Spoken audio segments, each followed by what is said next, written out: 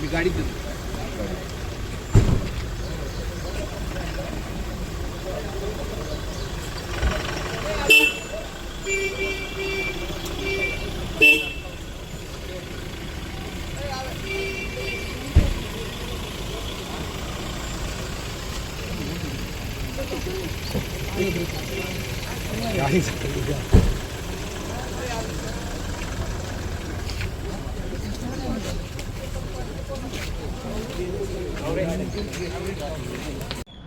व इतर आरोपी यांनी जो अर्ज दोषमुक्तीचा अर्ज दिलेला आहे त्याला न्यायालयात तो विलंबाने अर्ज दिला आहे.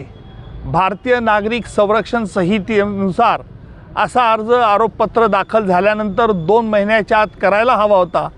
त्यांनी तसा तो अर्ज केलेला नाही.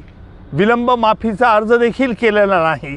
म्हणून न्यायालयाने देखील त्यांचे अर्ज तडकाफडकी फेटाळून लावावे अशा तऱ्हेची देखील आम्ही मागणी केलेली आहे.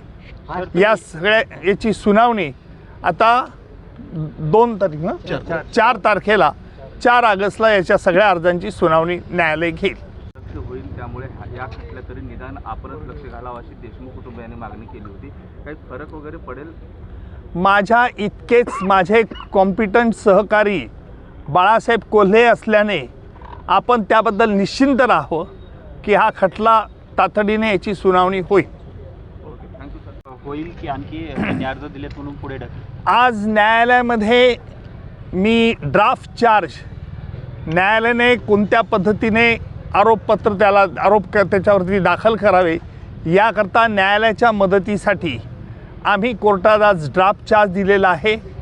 आणि आरोपी वाल्मिक कराड व त्याचे इतर साथीदार यांच्याविरुद्ध वेगवेगळ्या कलमाखाली 12 ते 13 आरोप ठेवण्यात यावे, निश्चित करावेत अशा तऱ्हेचा विनंती अर्ज केलेला आहे. अर्थात या अर्जाची सुनावणी या आरोपींनी जो दोषमुक्त करायचा अर्ज दिलेला आहे तो डिसाईड ज्या वेळेला होईल त्यावेळेलाच त्याची सुनावणी लगेच घेतली जाईल. आणि एकदा आरोपींच्या विरुद्ध आरोप निश्चित न्यायालयाने केले की मग खटल्याची प्रत्यक्ष सुनावणीला सुरुवात होईल. सर, बीड्स रोलिंग.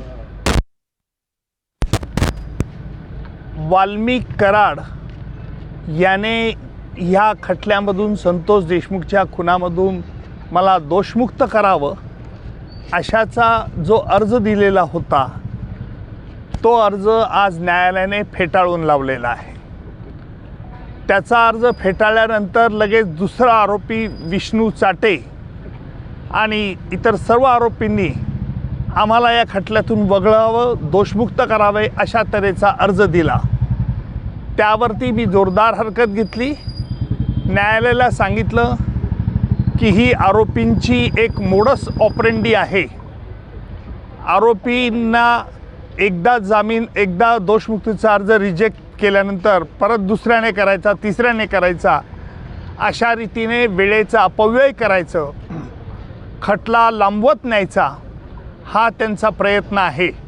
आणि म्हणून न्यायालयाला विनंती केली की सगळ्या आरोपींना एकाच वेळेला जर त्यांना दोषमुक्त करायचा अर्ज करायचा असेल तर त्यांनी तसा करावा. त्याप्रमाणे न्यायालयात आज विष्णू चाटेपासून इतर उर्वरित जे 7 आरोपी आहेत त्यांनी देखील आज दोषमुक्तीचा अर्ज केलेला आहे. त्यात न्यायालयात आज आम्ही त्या सगळ्या अर्जांना खुलासा दिलेला आहे. आणि तसंच वाल्मिक कराडने स्वतःची जामिनावर मुक्तता करावी अशा तऱ्हेचा देखील अर्ज दिलेला आहे. त्याला देखील आज आम्ही आमचं म्हणणं आता देत आहोत. त्याला देखील आम्ही विरोध करत आहोत.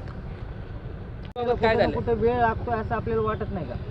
काय फास्ट ट्रॅक कोर्टामध्ये हा खटला हे असं हे आरोपी 8 आहे. प्रत्येक आरोपीला नैसर्गिक न्यायदान तत्वानुसार बचावाची संधी द्यावी लागते. न्यायालयाने तशी संधी दिलेली आहे.